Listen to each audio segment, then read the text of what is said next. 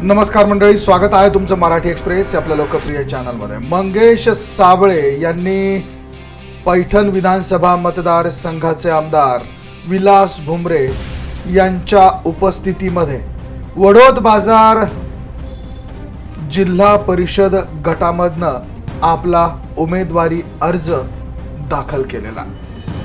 मंगेश साबळे यांनी जिल्हा परिषद निवडणूक लढण्याचं जाहीर केलेलं होतं।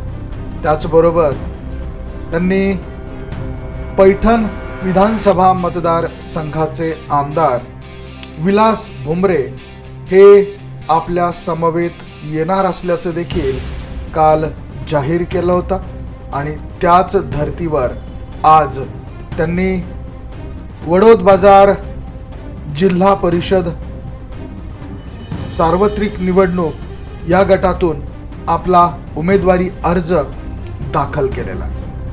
हजारोंच्या संख्येने यावेळेस त्यांच्या समवेत त्यांचे समर्थक आणि बांधव हे उपस्थित असल्याचं बघायला मिळालं।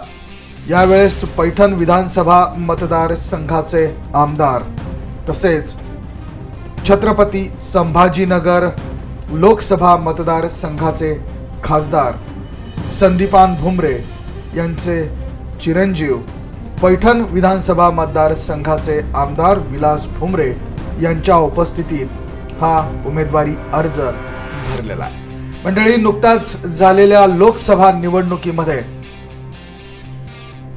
मंगेश साबळे हे जालना लोकसभा मतदारसंघामधून निवडणूक लढले होते आणि पैठण हा विधानसभेचा मतदारसंघ जालना लोकसभा मतदारसंघामध्ये येतो। त्यामुळे जालना लोकसभा मतदारसंघातून निवडणूक लढवत असताना मंगेश साबळे यांनी पैठण या ठिकाणी आपली सांगता सभा ही घेतलेली होती आणि या सांगता सभेमध्ये देखील मोठ्या प्रमाणात गर्दी पाहायला मिळाली होती।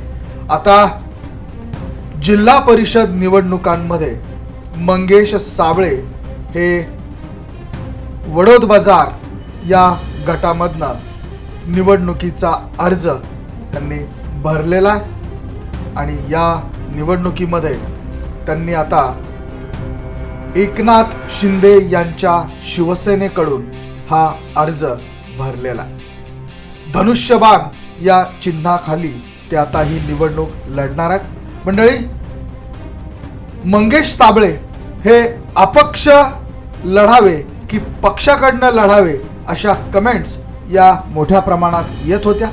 याबद्दल तुमचं मत काय?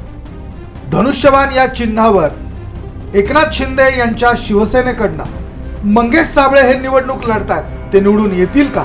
तुमच्या प्रतिक्रिया, तुमच्या कमेंट्स या अवश्य नोंद करा।